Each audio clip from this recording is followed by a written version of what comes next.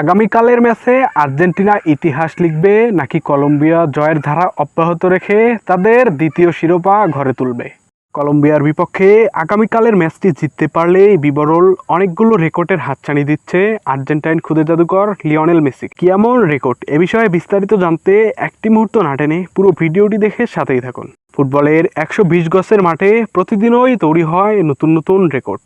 আগামীকাল 15 জুলাই ভোর 6টায় কলম্বিয়ার বিপক্ষে নতুন একটি রেকর্ডের হাতছানি দিচ্ছে আর্জেন্টাইন খুদে জাদুকর লিওনেল মেসি। কোপা আমেরিকার ফাইনাল ম্যাচটির মাধ্যমে টানা 10টি ফাইনাল খেলার রেকর্ড গড়বেন আর্জেন্টাইন এই সুপারস্টার।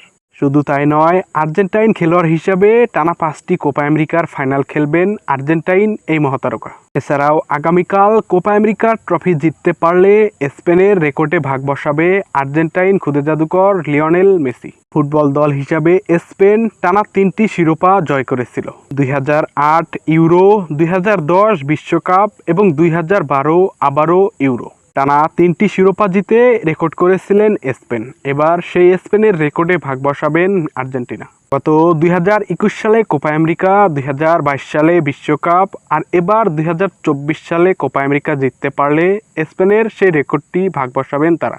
এছাড়াও আগামীকালের ম্যাচ দিয়ে জাতীয় দলের ক্যারিয়ারকে বিদায় জানাবেন অ্যানহেল ডি মারিয়া এবং ওতামেন্দি। বিদায়ী এই দুই ফুটবলারের ক্যারিয়ারকে রঙিন করে রাখতেই কোপা আমেরিকা জিততে হবে মেসি বাহিনীকে। তবে ফাইনালে আর্জেন্টিনার বিপক্ষে কলম্বিয়াও ছাড় দিয়ে কথা বলার দল নয়। টানা 28টি ম্যাচ অপরাজিত রয়েছে তারা।